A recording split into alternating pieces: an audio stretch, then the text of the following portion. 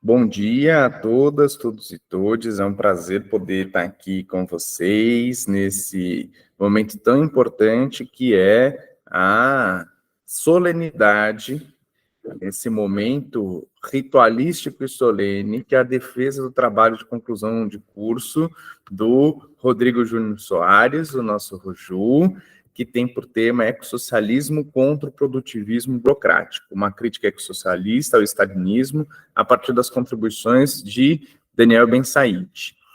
Esse é um requisito para que o nosso Roju possa ter a sua conclusão do bacharelado em Ciências do Estado, na UFMG, e hoje contaremos com a presença dos amigos queridos tão especiais, que são Davi Gomes, colega da Faculdade de Direito, que de pronto aceitou o convite de estar aqui conosco, e a professora Fernanda Malafatti, camarada de longa data, uma intelectual que muito me inspira e admira, de muita construção também, conjunta, e que em mais essa oportunidade vai se somar a nós para debater, em específico hoje, o trabalho do Roju.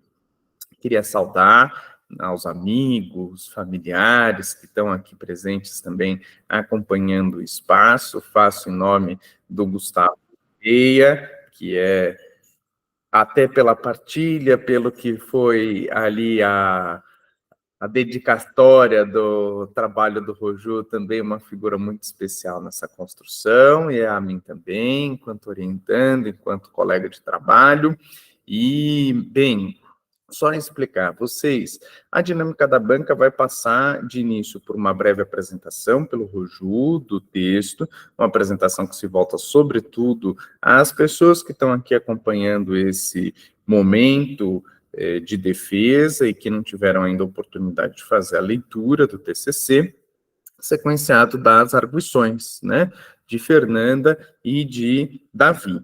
Ato contínuo a cada uma dessas arguições, vou passar a palavra ao Roju para que ele possa também tecer os seus comentários, trazer aqui as suas reações, responder a eventuais questões, e ao fim eu faço também alguns comentários que não serão propriamente uma arguição, e sim um relato sobre trajetória de orientação, que me parece ser mais oportuno para essa oportunidade. Oportuno para oportunidade é feio, né? Isso daí é que amanhã de um dia é desses que a gente embola a nossa língua e o modo de colocar as coisas. Mas, enfim, eu queria também deixar o registro, até para finalidades institucionais, de que essa banca excepcionalmente se realiza de forma virtual, em razão do meu afastamento dos encargos didáticos, em razão da pesquisa pós-doutoral. Não estou residindo em Belo Horizonte no momento, e também, né, ante o convite da professora Fernanda Malafatti, que está em São Paulo, o professor Davi, que eu não sabia se ia estar no Acre ou se ia estar em Belo Horizonte, então isso acaba também justificando esse momento se realizar na virtualidade, proporcionar. Estou vendo aqui o Pedro Gava, por exemplo, gente que está em outros lugares, não apenas em Belo Horizonte, para poder participar desse momento que é de congregação. Falando em congregação e sabendo também do que é o peso disso para o meu orientando e hoje candidato Roju, queria aqui trazer um registro de memória singelo que marca o dia de hoje, 14 de dezembro, e lembrar que hoje chega ao seu 85º aniversário o Leonardo Boff, que é uma figura importantíssima para muitas e muitos de nós, sei que também para a Fernanda e que construiu, né, não só enquanto uma figura intelectual, né, o cunhar de uma série de disputas na institucionalidade eclesial da Igreja Apostólica Romana, mas no formular de toda uma série de elaborações próprias da teologia da libertação, mas aquilo que efetivamente se caracterizou enquanto um movimento social, que Michel Louvi vai nomear enquanto cristianismo da libertação, e que fulgurou a nossa pátria grande por décadas e décadas, e posso dizer, ainda goza de alguma vivacidade nos dias de hoje, né? Então, com a lembrança aí do aniversário do Leonardo Boff, eu passo a palavra para o Roju, para que possa fazer a sua apresentação. Querido, fique à vontade, somos todos ouvidos. Gente, eu vou ter que entrar aqui só um pouquinho, mas me parece que hoje, não é hoje também o seu, Gu? Também eu não sabia que você era aí da mesma data do Leonardo. E da Dilma Boff, também. Olha, a Dilma... Então, parabéns aí em dobro, né? Porque hoje também é dia do Gustavo. Obrigado, Fê, valeu pela lembrança. Roju, querido, fica à vontade. Beleza, eu inclusive ia fazer esse registro de memória também, no aniversário do Gustavo, né, até porque nesse dia, né, primeira coisa que ele está fazendo, ou uma das primeiras coisas é estar aqui nessa banca, então isso já torna essa data dupla, triplamente especial, né, de toda maneira, gente, muito bom dia. Eu gostaria, antes de mais nada, fazer uma audiodescrição, convidar também os professores, a professora, caso se sintam confortáveis, que assim o façam, né, quando tomarem a palavra. Acho que isso é importante para a gente conseguir cada vez mais tornar os espaços e dinâmicas aí acadêmicas, seja na virtualidade, seja no espaço presencial, mais inclusivos e acessíveis. Então, sou o Roju, tenho 28 anos, sou homem negro não retinto, tenho cabelo castanho cacheado, crespo, tamanho curto, uso um óculos de grau em formato redondo, tenho barba curta, estou usando uma blusa preta nesse momento. Atrás de mim tem uma parede branca com nichos, com livros afixados em exposição. E, bom, eu queria que esse espaço até pudesse ter sido presencial, mas acho que esses encontros da vida acabam colocando outras questões para a gente, outros imprevistos, e acho que o importante é o momento acontecer, é contar com a presença de vocês, inclusive com as pessoas que não poderiam estar presencialmente, né? Então, queria dizer que eu estou muito feliz, é um dia de muita alegria para mim, poder estar passando aí por essa etapa. Queria começar agradecendo ao meu orientador, Gustavo Seferian, parabenizá-lo por esse dia em que ele está fazendo aniversário aí, dizer que ele foi um suporte e tem sido um suporte muito importante em toda a minha trajetória acadêmica, envolvendo tanto iniciação científica, envolvendo a graduação em si, né, bem como desabafos recorrentes que eu trago para ele no dia a dia da vida, que se tornou um amigo muito querido, um companheiro de militância também, né, e uma pessoa muito amorosa, uma pessoa muito humana, que está aí está ficando jovem há mais tempo hoje. Queria também trazer essa dedicatória aí com relação a você, dizer que com certeza, e acho que eu falo por muitos também, né, a sua orientação, a sua contribuição mudou a minha vida, como de, com certeza, muitas outras pessoas. Agradecer também ao professor Davi, que é uma figura muito querida, referência no curso de Ciências do Estado, que também aceitou estar presente aqui nesse espaço. É muito gratificante para mim poder estar contando com a sua presença, professor, então fico muito feliz que você está aqui junto com a gente hoje. Agradecer à professora Fernanda Malafatti, que também aceitou prontamente aí o nosso convite, que tem também um arcabouço teórico, intelectual, de pesquisa sensacional, dentro do campo do marxismo também. Então é uma honra, seja muito bem-vinda aqui, estar nessa banca, é um prazer estar podendo contar com você. E também agradecer, finalmente, ao pessoal que está aqui presente, ao pessoal que veio prestigiar, de dentro e fora da UFMG, agradecer a amigos, familiares, agradecer as pessoas que estão aqui por curiosidade também pelo tema, pelo interesse, e pessoas que só quiseram vir, que não tem nenhum motivo especial, mas estão aqui. Fico muito feliz de poder contar com todos vocês. Eu vou fazer uma apresentação aqui, compartilhar a tela.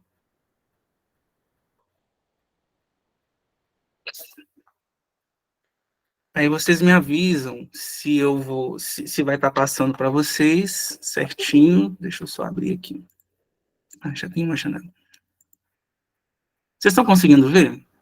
A sua tela, não a apresentação ainda, a tela do Canva só. Ah, tá. Eu tô compartilhando a janela errada, gente, espera aí. E é uma tela assim, né? Um monte de coisa junto, espera aí. Apresentação aqui. Agora vocês estão vendo, né? Em tela cheia, deixa eu ver.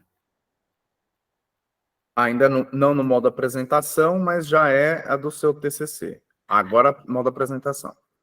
Tá. Beleza. Qualquer coisa, gente, vocês podem me interromper, porque como eu vou estar aqui acompanhando o PowerPoint, eu não vou estar tão presente aí no chat, para caso tenha alguma questão, alguma intervenção. Então, os professores podem me interromper, fiquem à vontade.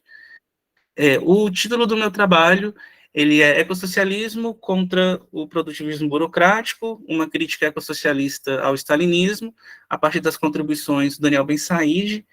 Eu vou buscar, por meio dessa exposição, assim, haja visto até para não ficar uma apresentação muito extensa, trazer um resumo de quais foram os conceitos-chave para a construção desse trabalho, né, para a argumentação que eu fui construindo a partir do contato com as obras, com os textos do leitor, né, eu utilizei como, digamos assim, um método de análise, justamente uma investigação acerca da bibliografia, uma bibliografia selecionada do Daniel Ben-Said.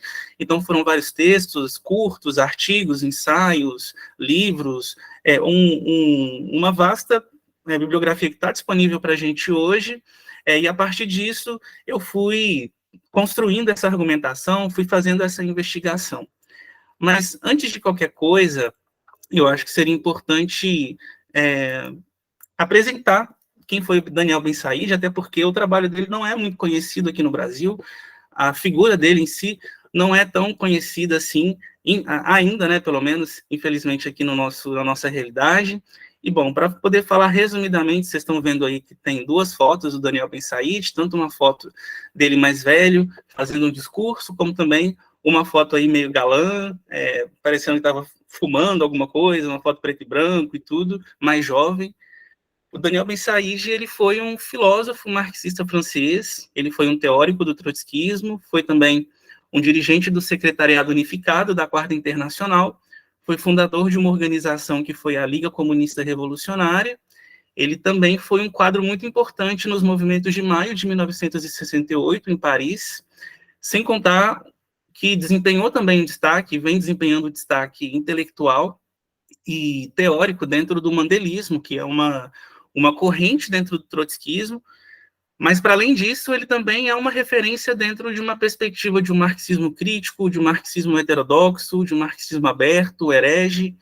Ele reivindica um leninismo libertário e também, como é proposto para esse trabalho, ele é um quadro muito importante para o pensamento ecossocialista.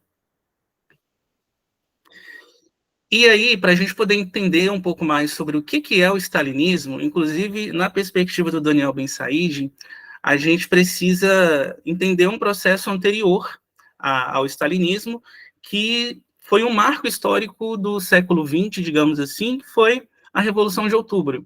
E aqui eu pretendo falar brevemente sobre esse processo, apenas para fazer uma contextualização, me utilizando de dois conceitos que eu também abordo eles durante a pesquisa, que são os conceitos de crise revolucionária e o conceito de hipóteses estratégicas, que são duas categorias que o Ben-Said vai utilizar bastante ao longo das obras dele.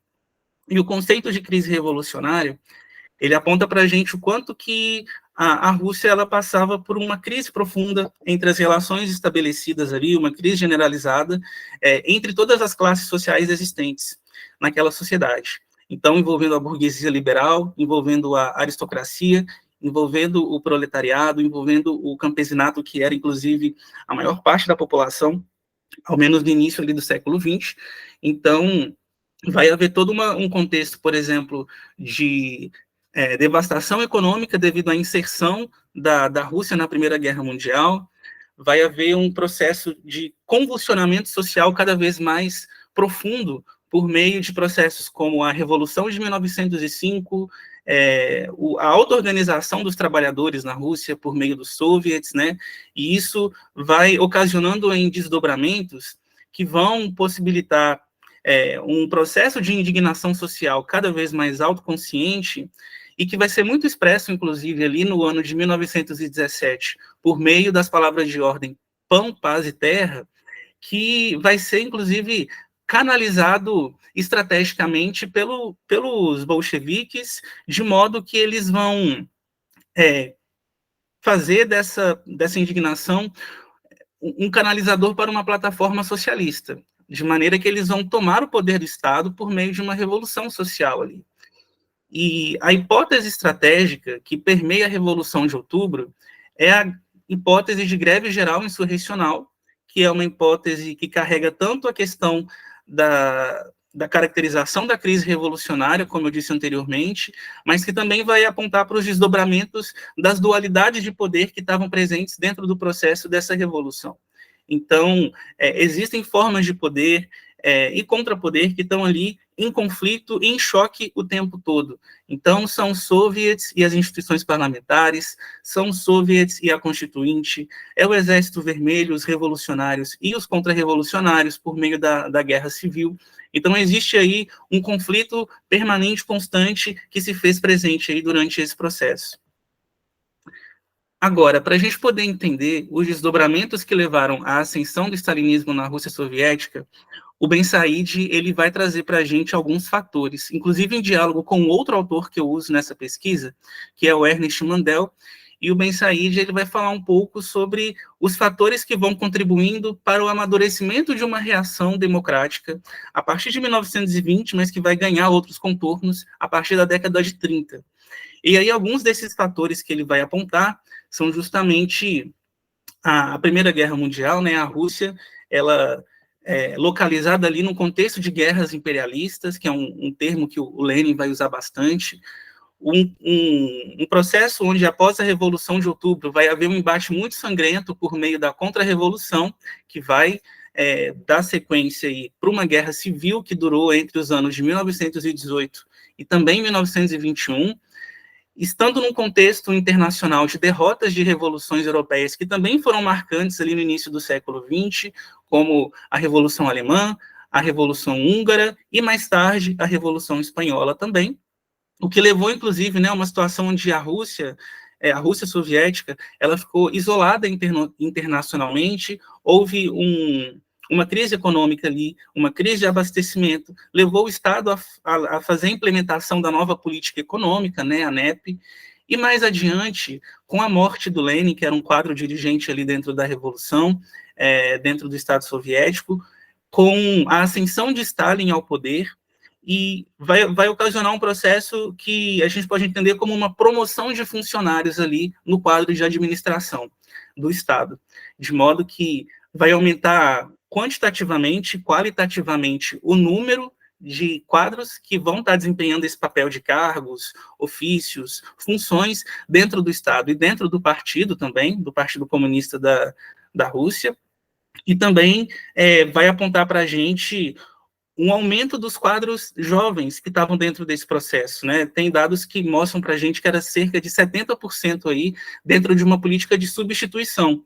Esses quadros jovens passam a substituir antigos quadros que foram dirigentes da Revolução, que eram dirigentes do partido, e isso passa muito por uma razão, tanto porque esses quadros ou foram abatidos durante a Guerra Civil, ou então porque esses quadros foram realmente substituídos durante esse novo processo aí do regime. E isso vai demonstrar, inclusive, uma própria alteração da lógica de se pensar e conceber a política para o Estado soviético, uma alteração da lógica de se pensar a administração pública, né? Então, tem muito a ver com esse debate que o Ben Said faz sobre a profissionalização do poder. E um outro elemento que também vale destacar, que é a falta de tradições democráticas ali no seio da cultura interna, da própria sociedade russa, nas suas instituições e nas suas estruturas. A partir disso, a gente pode começar a falar um pouco mais sobre a crítica anti-stalinista do Daniel Ben Said. Uma coisa que eu acho que é muito importante da gente começar colocando é que, para o Ben Said, o stalinismo ele é colocado enquanto um fenômeno social. E o que isso significa? O que o Daniel Ben Said quer dizer com isso? Ele está dizendo que, diferente do que as narrativas e a interpretação liberal costuma colocar ao fazer um trato do stalinismo, que vai levar como principais pontos de análise aspectos moralizantes, aspectos psicologizantes, individualistas com relação à personalidade autoritária, com relação à personalidade ditatorial. Para o Ben Said, isso não é o suficiente para entender quais são as bases do stalinismo, de onde que ele surge e como superar esse processo, né? Para o Ben Said, a gente precisa entender o stalinismo a partir das contradições sociais e materiais que estão colocadas dentro da sociedade. Um exemplo disso é o debate que ele vai fazer do quanto que a burocratização ela está muito relacionada com a divisão social do trabalho. A divisão arbitrária que é colocada, a dissociação arbitrária que é colocada entre trabalho manual e trabalho intelectual dentro da sociedade capitalista moderna, assim como também entender como se dá as relações de aparelhamento e cooptação do Estado para com os movimentos sociais, outras esferas da sociedade civil, debates que envolvem as questões entre partido e classes sociais, como que a política internacional ali da União Soviética ela vai impactar nas diretrizes de partidos que foram stalinizados ao longo dos anos, e o quanto que isso vai estar muito vinculado com os próprios interesses geopolíticos daquela burocracia stalinista, e também os debates com relação às tradições democráticas, a falta de cultura democrática no seio daquela sociedade. Então, o Daniel Ben Said está trazendo que essas são as contradições fundamentais que precisam ser analisadas quando a gente está fazendo uma análise, uma crítica sobre esse processo. Assim. E um outro ponto muito marcante com relação à análise do Ben Said é que ele não entende o stalinismo como um projeto de continuidade legítima, tanto do leninismo, como também do comunismo propriamente dito, e muito menos ainda de um marxismo original. Ele vai colocar que o stalinismo ele se apresenta enquanto uma reação do Estado contra a sociedade, enquanto uma resposta negativa do Estado com relação a um projeto comunista libertário e emancipador. E por isso é um projeto que esmaga as próprias conquistas que foram colocadas a partir da Revolução de Outubro, tanto das conquistas democráticas, as conquistas mais profundas, as conquistas mais radicais que foram colocadas por meio desse processo também. Então, nesse sentido, o Ben Said vai colocar que o stalinismo representa uma contra-revolução burocrática, né? E é um debate que ele faz que é muito interessante, quando ele vai desenvolver esse argumento, é justamente o quanto que existe uma complexidade na argumentação do Marx, por exemplo, com relação de que, sim, existe ali um certo impressionismo com a ideologia do progresso, com a questão do avanço tecnológico e os seus benefícios com relação à civilização moderna, mas também há uma preocupação, há uma certa sensibilidade em como que o ser humano, tanto na sua esfera social quanto na sua esfera natural, vai ser distorcido, ele vai ser afetado com esse processo. E também há um alerta ali no Marx em como que esse capitalismo produtivista levado ao extremo, ele pode causar uma disrupção com o metabolismo social. Então, é um debate complexo e é um debate que permite entender que muitas das decisões políticas, muitas das diretrizes que foram tomadas por meio dos métodos stalinistas, eles não encontram necessariamente uma justificativa desde Marx, originalmente, né? E com o leninismo, a mesma coisa. O leninismo que o Ben Said, ele reivindica, vai estar muito trazendo o quanto que o próprio Lenin já trazia um debate que não era fechado a um estatismo excessivo, que não privilegiava camadas burocráticas dentro do Estado, mas que defendia em contrapartida, né, proposições que apresentavam ali mandatos revogáveis, uma relação de fiscalização dos representantes políticos, né, da população que possa fazer esse processo de fiscalização, de um controle popular dentro dessa esfera, um debate com relação ao centralismo que seja realmente democrático. Então, o que o Ben Said está preocupado também em demonstrar é que essa lógica de que o stalinismo vem como um desvio teórico de um pecado original, né, que advém desde o leninismo até mesmo ao Marx, é uma falácia, é algo que não faz muito sentido de ser colocado. E aí a gente segue para a nossa ecocrítica ao stalinismo, de modo que eu entendo que nesse trabalho, e é o que eu defendo, a categoria talvez que mais consiga expressar uma crítica ecossocialista advinda do Daniel Ben Said para o stalinismo se encontra na categoria do produtivismo burocrático. justamente por ser uma categoria que consegue englobar uma crítica ecológica do Ben Said ao stalinismo, que não vai anular outras categorias que ele utiliza e outras análises complementares que ele vai usar, que são anexadas a essa crítica ao stalinismo também. Então, por meio dessa crítica, a gente consegue entender como que a União Soviética, ela consegue, ela se vê muito envolta desse processo de burocratização e de mudança qualitativa no regime a partir de processos históricos e sociais de múltiplas dimensões. Então, o Ben Said vai trazer, por exemplo, a coletivização forçada das fazendas camponesas, da produção agrícola. Ele vai trazer, por meio dessa categoria, uma crítica à industrialização acelerada que houve no processo de produção, nas fábricas, né, em que o modelo de produção, de industrialização da União Soviética foi muito voltada em extração de combustíveis fósseis, de expansão de empresas de energia, siderúrgicas, metalúrgicas, enfim, quanto que isso foi bastante intenso dentro desse processo. O movimento estacanovista, que foi um movimento que basicamente incentivava profundamente os trabalhadores ali a produzirem mais em menos tempo e conseguirem receber mais coisas, receberem promoções, receberem benefícios por conta desse aumento da produtividade, né? É uma lógica muito próxima, inclusive, a uma perspectiva tayloriana de trabalho, de produtividade, que é presente dentro do sistema capitalista, uma perspectiva taylorista, né? Melhor dizendo, e que o Ben Said vai fazer essa crítica também, sem contar outros elementos que estão envolvidos nesse processo, nesse desdobramento, como os desastres antiecológicos que envolveram as usinas nucleares, né, de Chernobyl, em que, devido a explosões que aconteceram, toda uma população, todo um ecossistema, toda uma região ali, uma comunidade, foram expostas a substâncias radioativas e que os efeitos disso são sentidos até hoje.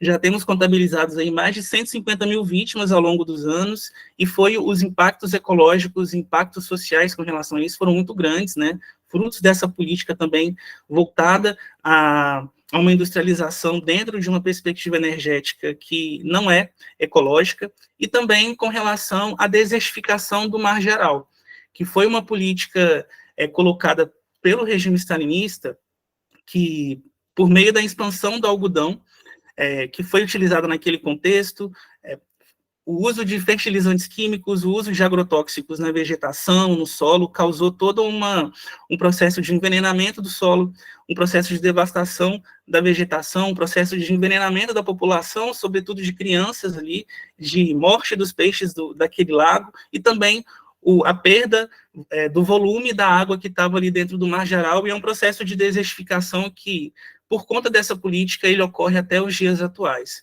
Então, é uma crítica que ela permite a gente fazer um balanço mais abrangente de todos esses elementos, de todos esses eventos, sem deixar de lado o apontamento para uma alternativa de sociedade, sem deixar de lado a construção de uma perspectiva realmente de um projeto de sociedade emancipador e libertário, né? E, por fim, como considerações finais com relação a esse trabalho, eu queria deixar o quanto que eu consigo perceber no trabalho do Ben Said, assim, que o enfrentamento do stalinismo, ele passa justamente pela compreensão de que é preciso superar os moldes da burocratização. É necessário superar as raízes que permitem com que a burocratização exista na sociedade. E aí isso passa por superar o modo de produção capitalista e, com ele, a divisão arbitrária que se deu com relação à divisão social do trabalho. Então, essa separação entre trabalho manual, trabalho intelectual, que se desdobrou, inclusive, né, nessas percepções de hierarquização do trabalho, de servilismo, de profissionalização do poder, que, inclusive, contribui para o esvaziamento da política dentro de uma gestão administrativa, dentro de uma gestão de Estado, é algo muito importante, e que no stalinismo, por conta de um contexto onde falta uma cultura democrática, onde falta toda uma tradição ali, um histórico de democracia dentro das instituições, dentro das estruturas que foram colocadas naquela sociedade, a gente vê a consolidação de uma burocracia que se dá por meio da violência e que se dá por meio da repressão também. Então, esse processo de superação, ele passa, sim, pela superação do modo de produção capitalista e junto com a burocratização. Mas, em concomitante a isso, é necessário entender o elemento democrático, a democracia, enquanto um elemento orientador para a construção de uma nova sociedade. Então, o debate democrático para o Daniel Ben-Said, ele é fundamental dentro de qualquer proposta de uma nova sociedade que ele está apresentando ali, sobretudo um projeto de sociedade ecossocialista, porque sem um modelo de gestão, sem um modelo de Estado que não seja pautado por um planejamento democrático, não é possível uma sociedade pautada por procedimentos ecossocialistas. Então, esse conteúdo democrático, ele é muito importante de ser apresentado dentro dessas considerações, e também uma coisa que eu defendo no final desse trabalho, e que eu acho que dialoga muito com essas proposições do Daniel Ben-Said, é justamente pensar como que a gente linka as bandeiras democráticas que estão presentes hoje no nosso cotidiano, que tem a ver com a realidade das classes oprimidas, subalternizadas, dos trabalhadores, da classe operária, e vincular isso com um programa de transição ecossocialista que consiga conectar essas pautas e essas lutas com demandas, com bandeiras sociais de cunho mais radicalizado, de um cunho de transformação social, e que, inclusive, consiga pautar medidas emergenciais frente à mudança climática que a gente está vivendo no nosso planeta. Então, medidas de descarbonização, medidas relacionadas à transição da nossa matriz energética, dentre outros processos, assim, que precisam ser alavancados em massa internacionalmente. Um programa de transição ecossocialista é muito importante e conseguiria trazer aí, né, uma outra dimensão para essas proposições. E acho que é isso que eu queria trazer para vocês nessa apresentação, são esses tópicos. Muito obrigado, Roju, pela apresentação. Gostei aqui, plasticamente, da exposição, né? Eu acho que isso é importante, fez boas escolhas de imagens, e da disposição também pictórica da representação do seu trabalho. Eu, inclusive, seguindo a indicação importante que o Roju traz e pedindo excusas por não ter feito também minha autodescrição anteriormente, considerando até porque vai ficar gravado, né?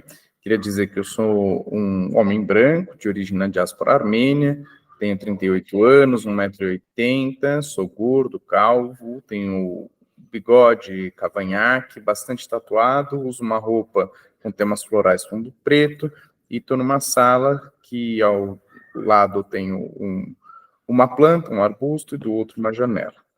E eu vou, de imediato, passar a palavra à professora Fernanda Malafate, uma vez mais agradecendo a sua disposição, o pronto aceite de estar aqui conosco, né? É uma honra muito grande poder estar partilhando esse espaço contigo, e estamos ansiosos para poder te ouvir. Fê, tem a palavra, querida. Bom dia, eu sou a Fernanda, né, Fernanda Malafate, que sempre gosto do meu sobrenome aí, que é o meu mesmo, não é aquele que veio do marido, né? E sou uma mulher branca, já tenho um pouquinho mais de 40, cabelos escuros, lisos, médios, estou de blusa preta, ao fundo, né, tem muitos livros, e não são livros todos meus, né, são os livros compartilhados com o meu companheiro, de autores que acredito que fazem também importância aí na história de vida de vários dos colegas que estão aí, como, por exemplo, o Dussel, o Rinkelhammer, o Paulo Freire e, obviamente, o Ben-Said, o Marx, e assim por diante. Eu queria agradecer o convite de estar aqui, né, pelo Gustavo, que gentilmente me permitiu fazer a leitura deste trabalho, né, e conhecer também o professor Davi e, obviamente, o Roju, que é o responsável por esse trabalho que me trouxe muita alegria em lê-lo, né. Então, eu começo, obviamente, dizendo que não tem como não parabenizar você, Roju, pelo trabalho. É um trabalho muito importante para os dias atuais, né? E tem duas questões principais que eu gostaria aí de falar a respeito dessa importância, do que eu gostei do seu trabalho, né? Primeiro, obviamente, pelo tema que você trouxe, a importância do debate ecossocialista nos dias atuais, né? Esse olhar para as questões climáticas e ambientais, ela é uma questão urgente, ela é uma questão para ontem, a gente não tem mais tempo de não abordar esse tema. Mas aqui também vou fazer aí uma menção para o nosso querido Florestan Fernandes, que não adianta a gente falar das questões climáticas sem deixar muito claro qual que é a abordagem que devemos ter, né? Então, a gente não pode falar da importância da natureza de uma forma que vai se assemelhar a uma jardinagem, mas sim da importância da natureza para a preservação da vida, né? Aquelas questões do clima e do meio ambiente que elas são abordadas a partir das contradições que permeiam a sociedade e que impactam na vida concreta das pessoas, né? Sobretudo das pessoas que são as pessoas vítimas desse sistema. Então, são sempre os mais pobres, os mais ferrados aí da vida, os primeiros a sofrerem com os problemas climáticos. Por isso, abordar o tema do ecossocialismo como uma forma de luta, né, contra as atuais emergências da sociedade capitalista é um ganho para todos nós. E aí o tema fica ainda mais grandioso quando você traz esse recorte, quando você faz esse recorte que é da crítica ecossocialista ao stalinismo. Então, a gente está pensando aí a partir de um instrumento histórico, né, de uma experiência, e que usa como referencial o Daniel Ben Said, que concordo com você plenamente, um dos nossos ícones aí teóricos para a atualidade, e que passa, a partir de pessoas como você, a ser cada vez mais conhecido. Um segundo ponto que eu gostaria de parabenizar e elogiar no seu trabalho é a qualidade do trabalho, né? Ele é um trabalho muito bem feito, ele tem o uso da linguagem muito bem colocada, né? Uma escrita muito bem feita, e a gente consegue perceber que teve uma dedicação muito grande às suas leituras, à pesquisa, né? Às suas reflexões. Então, eu imagino o quanto que fazer essa pesquisa deve ter mexido com você, né? Porque a gente não consegue dividir a pessoa do pesquisador com as nossas experiências de pessoa humana. Então, obviamente, ela deve ter mexido muito com você, como um pesquisador que ainda está em formação, e mexido também com você como militante, que é como a pessoa que a gente consegue enxergar também nos seus escritos e na sua apresentação. Estendo também, obviamente, esse rigor muito bem feito da sua escrita, a sua apresentação, né? Você também consegue abordar muito bem, apresentar muito bem, e como o Gustavo disse, você organizou os slides de forma que nos permite ver e entender, né, através de uma visão muito suave. Então, tem um layout muito bom para a gente poder entender. Bom, feito aí os elogios, é claro que a gente também precisa de avançar num olhar um pouco mais crítico como leitora, né? Então, eu aprecio muito o tema, fiz uma leitura muito atenciosa do seu trabalho, por isso posso também elogiá-lo muito bem, mas, por outro lado, eu preciso também de fazer um certo papel crítico como leitora desse trabalho, né? E eu não pretendo aqui, com essa criticidade que eu vou apresentar, de forma alguma sugerir para você alguma alteração no seu trabalho. Eu acho que o trabalho está bom, mas eu gostaria só de colaborar com essa figura do pesquisador em informação, que é o que você é nesse momento com o seu trabalho de TCC. Você está aqui defendendo esse TCC, um tema que eu já disse que é muito importante, é um recorte muito interessante, Mas eu gostaria, assim, que você entendesse a importância também de refletir um pouco para poder avançar nas suas possibilidades como um pesquisador, e que eu acredito que você deva caminhar. Então, você vai aí para um mestrado, um doutorado e, obviamente, para uma militância sem separar essa vida acadêmica com a vida prática. É o que o Freire diria aí sobre a praxis, né? Que a gente estuda a teoria, a gente reflete a teoria, mas a gente age na vida concreta. E essas coisas, elas não são separadas. Então, são apenas algumas dicas de alguém que passou pelas coisas que você, pelos momentos que você está passando um pouco antes, e aí gostaria que você, de te ajudar a refletir um pouquinho sobre isso, né? Então, primeiro de tudo, a gente tem que entender que é um TCC, um trabalho de conclusão de curso, é uma graduação.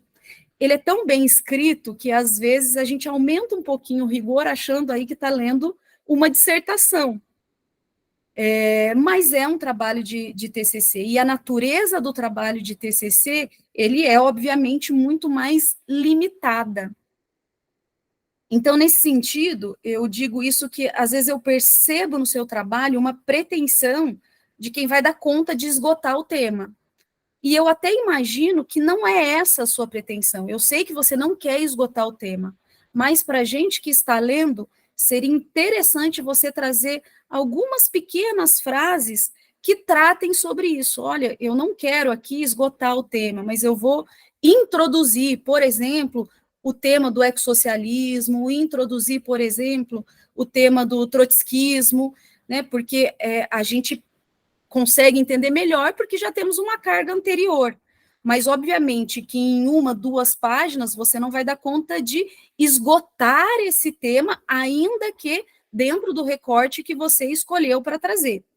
Então, acredito que essa não é a sua intenção, mas, às vezes, pequenas frasezinhas dizendo isso nos ajuda a compreender um pouco mais essa sua posição frente ao trabalho que você está apresentando. Até porque se não tem essas pequenas frases, esses pequenos lembretes, a gente pode cair aí a uma leitura crítica de quem está de fora e não participou, de repente, dessa apresentação, desse momento aqui hoje, de achar que você caiu numa armadilha, né, de simplificar essa teoria, né, e de repente, a gente repete a teoria do nosso referencial sem condições de aprofundar o tema, né? Então, não é essa a intenção, considerando aí a natureza de um TCC. Bom, o segundo ponto que eu gostaria de dizer também vai ao encontro dessa primeira crítica que eu fiz, é você utilizar com muita frequência a primeira pessoa. Então, eu pesquisei, eu fiz, eu me filio a esta corrente, e, obviamente, repito a ideia de que o pesquisador, ele não é distante da sua pesquisa. O pesquisador, ele só é o pesquisador daquela pesquisa a partir dos seus interesses, das suas experiências particulares vividas durante a vida, né? Mas quando a gente está falando de um trabalho acadêmico, ele exige um certo rigor, que o fato de você conseguir unificar a sua escrita, unificar porque em alguns momentos você usa a terceira pessoa, e nós pesquisamos, ou então você usa a impessoalidade, neste trabalho e não no meu trabalho, não na minha pesquisa, mas impessoal no sentido de nesta pesquisa. Então, como em alguns momentos você usa isso, em alguns momentos você usa a primeira pessoa do plural, seria legal você manter essa uniformidade no trabalho, né? E, com isso, de forma alguma, quem está lendo não vai entender que a pesquisa é, sim, sua, a pesquisa derivou, sim, de um trabalho muito bacana que você fez, mas, por outro lado, vai manter aí esse padrão, né? A palavra padrão, ela é um pouco feia, né? mas, enfim, esse nosso meio, ele exige isso. Então, talvez não seja este elemento o elemento que você deva gastar energia para ser subversivo no seu trabalho. Então, este elemento, talvez ele mereça aí essa uniformização em todo o trabalho. Por fim, vamos lá.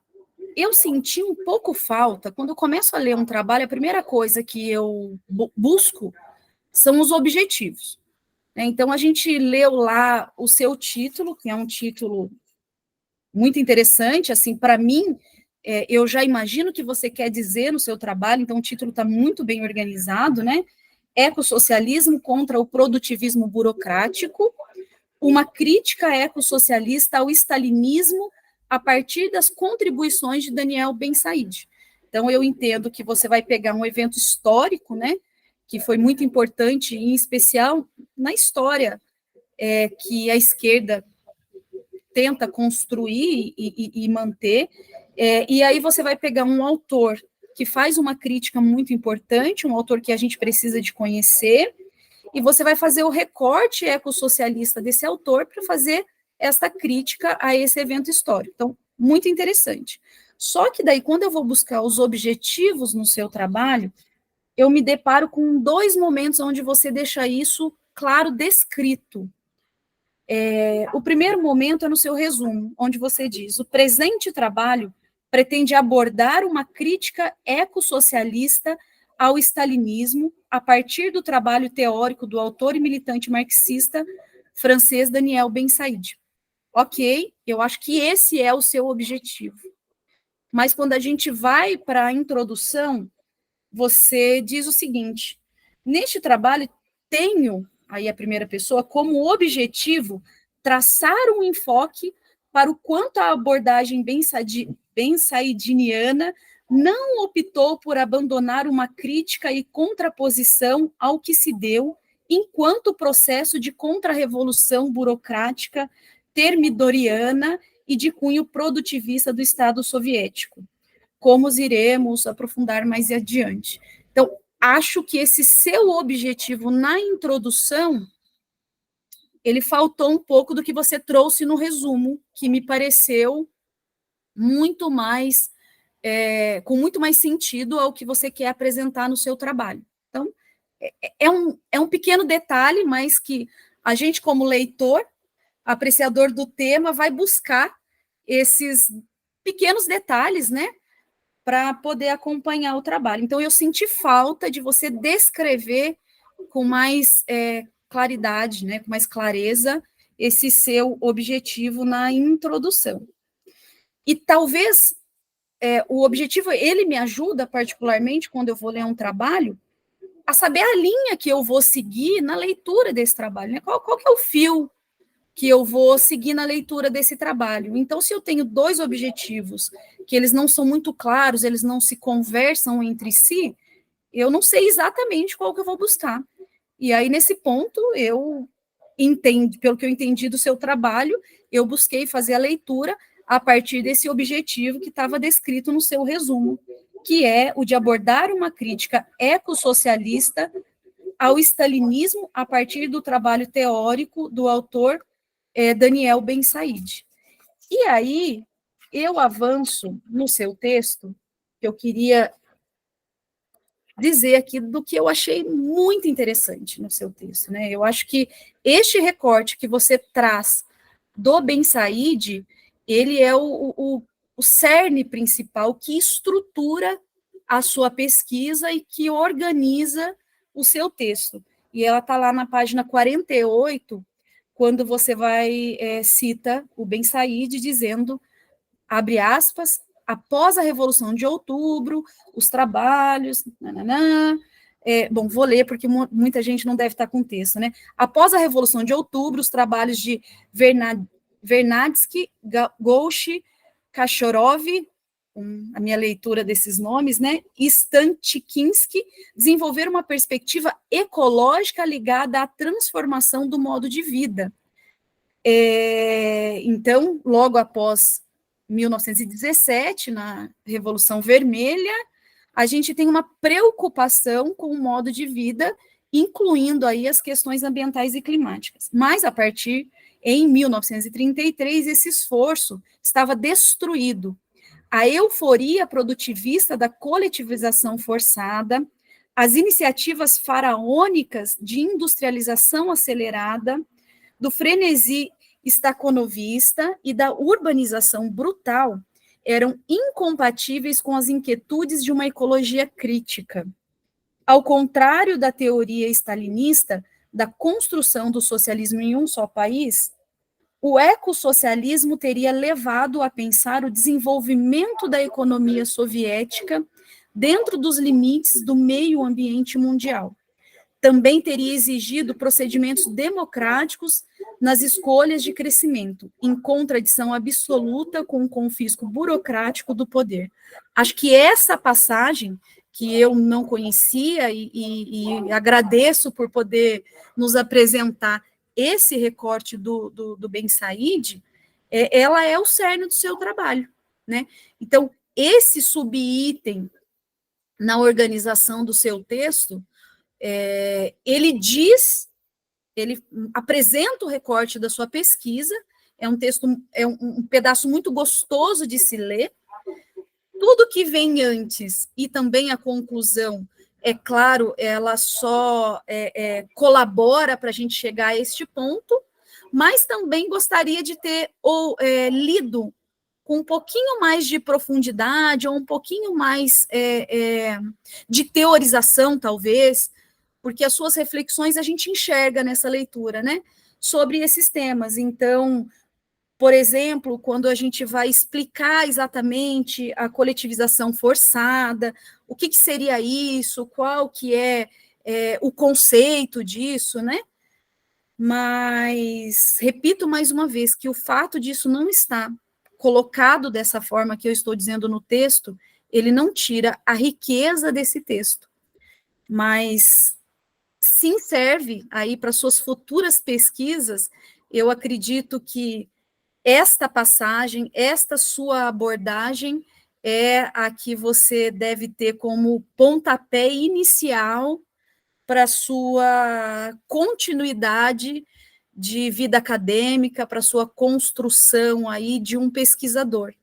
Então, para mim, essa parte é a parte que é o ponto alto do trabalho, que eu gostei muito, e eu acho que eu encerro aqui, né, agradecendo mais uma vez a leitura, e depois, no final, eu queria ouvir um pouquinho do Roju, pesquisador, e conforme eu li aí em algum momento, pesquisador jovem, negro, e que com muita alegria e orgulho está dentro dessa universidade pública, encerrando esse ciclo agora. Eu queria ouvir um pouco de você, o que te levou, o que te moveu a fazer essa pesquisa, né? Eu enxergo aí nessa militância sua, nessas suas experiências de vida, mas eu queria ouvir um pouquinho mais, mesmo essa questão pessoal, porque eu acredito que a pesquisa, ela vem de uma inquietude da gente, né? Uma inquietude pessoal, uma inquietude das nossas experiências, da nossa vida. Então, eu queria entender, assim, qual que foi a pergunta, qual que foi essa coisa que te movimentou, né? Qual foi a dúvida que você teve? Me resume isso numa pergunta, né, que te moveu a fazer esse recorte da pesquisa. Então, Roju, parabéns, estendo aí também o parabéns ao seu orientador, né, e agradeço pela oportunidade de estar participando dessa banca e fazendo essa leitura que eu achei muito agradável e muito significativa para os dias atuais. Obrigada. Obrigado você, Fernanda, pela arguição, pela leitura atenta do texto do Roju, por todos os comentários e considerações trazidas pelo trabalho. Eu, antes só de passar a palavra para o Roju, né, para que possa reagir aqui, vou mostrar uma figura que todos vocês três gostam e têm contato. Oi, gente. Olá, Carla, tudo bem? Eu passei aqui do lado para trazer um café da manhã para o aniversariante, que não tinha tomado café.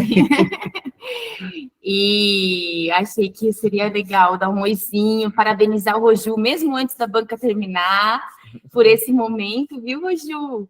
E quando o Gustavo falou que tinha um compromisso hoje de manhã, eu falei, poxa, mas um dia do aniversário, que coisa, não podia ser outro dia. Aí ele falou, é a banca do Roju com a Fernanda e o Davi. Eu falei, então é um presente, né? Então tá tudo certo. Parabéns, viu, querido? Que bom te ver, Fê. E o Davi, beijo na Lívia, viu? Quem sabe a gente não tem uma participação especial aí, mais para o final. Daqui a pouquinho, talvez venha a outra representante aqui da família, para vocês olharem ela também. Beijo, gente. Boa banca para vocês.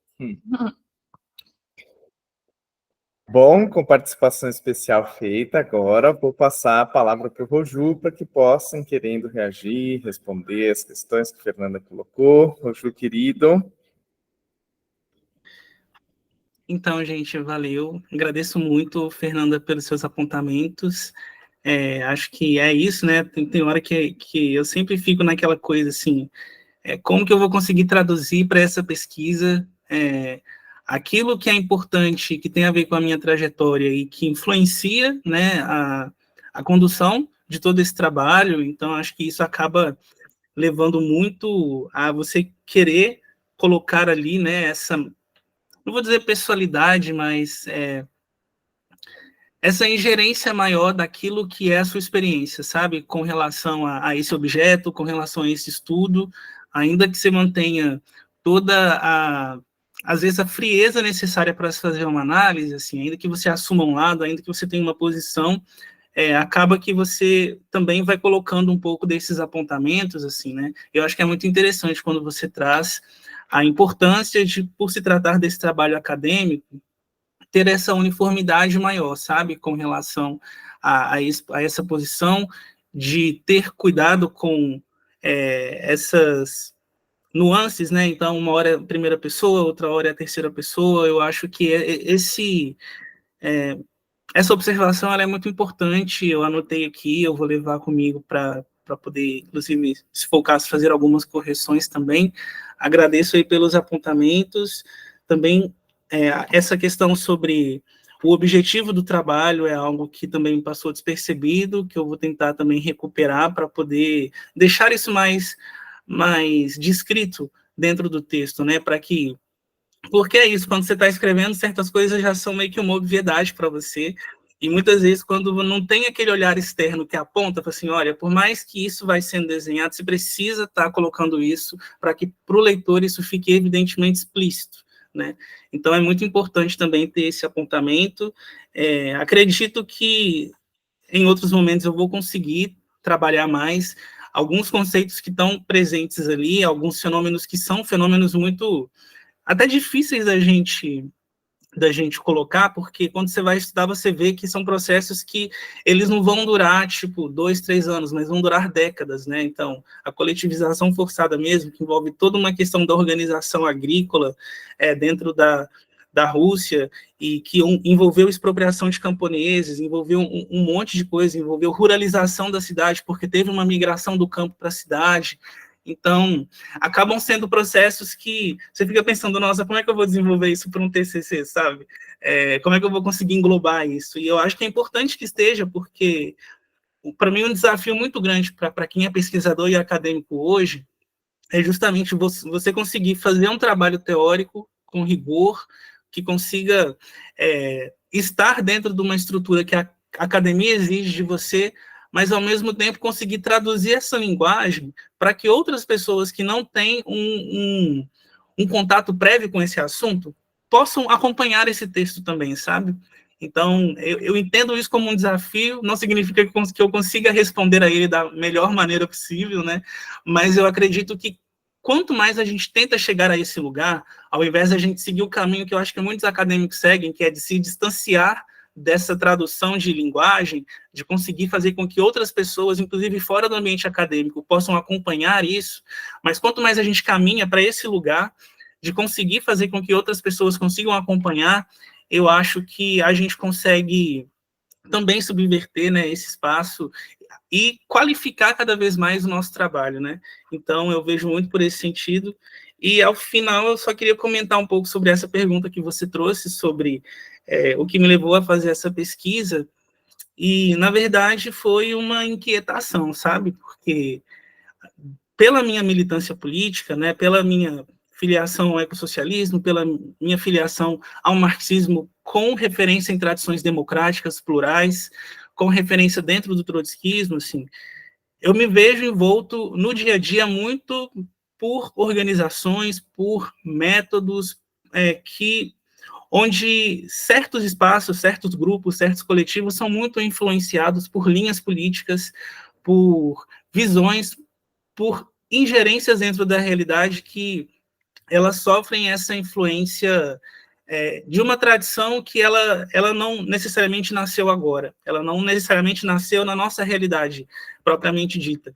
Então, eu queria muito entender qual que era os métodos mesmo, sabe, que o stalinismo ele contribuía para que isso atravessasse as linhas políticas, as formas de organização, as formas de pensamento, as relações interpessoais também, tudo o que envolve a estruturação de organizações políticas. Eu acho que isso foi talvez um grande motivador para mim, de entender como que isso atravessava essas organizações, para entender, inclusive, como que essas organizações, esses partidos, esses coletivos, eles atuam na realidade concreta.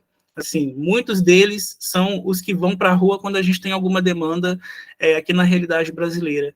E muito do modo como esses grupos vão agir frente às nossas necessidades é fruto dos balanços que vêm de tradições que são vindas de experiências do passado, de hipóteses que vieram de experiências do passado, né? Como diria o Ben Said. Então, eu me senti muito motivado para entender como que é a base desse pensamento, como é a base dessa doutrina, dessas metodologias, e a partir disso eu queria entender a partir do lugar de onde eu estou sendo formado, a partir do lugar de onde eu entendo que há uma crítica muito pulsante e uma crítica que não se perde no meio do dogmatismo, no meio da ortodoxia, mas que se permite aberta mesmo frente a todas essas questões que envolveram as experiências, né, que a gente viveu enquanto revolucionários, enquanto outros processos históricos, assim. Então, acho que foi muito nesse sentido, sabe, de pegar um pouco do que era esse balanço da militância e tentar levar isso para o campo de estudos acadêmico que eu já estava inserido, mas que é isso. Eu vejo que isso cresce muito na realidade, eu vejo que isso cresce na mentalidade da juventude, mas eu queria entender a base, eu queria entender como que a experiência se deu historicamente e as lições que isso pode trazer para a gente hoje, assim. Então, acho que foi muito por esse caminho, sabe? Acho que é isso. Maravilha, Roju. Fernanda, está satisfeita? Muito, muito bom te ouvir, estou, sim, super satisfeita. Obrigada. Maravilha, que bom. Agradeço uma vez mais a Fernanda pela lição, por toda a troca, por toda a partilha nesse dia de hoje. E passo a palavra ao meu amigo Davi, a quem também agradeço, à disposição, mesmo aí com o sono reduzido, né? Privação de sono, agora que papai fresco, sei muito bem o quanto que isso daí faz mal para a gente, mas que bom que o recesso está chegando também, né? Muito obrigado por estar aqui conosco, né? Por poder estar engrandecendo esse momento do Roju, meu também. Francis, fica com a palavra.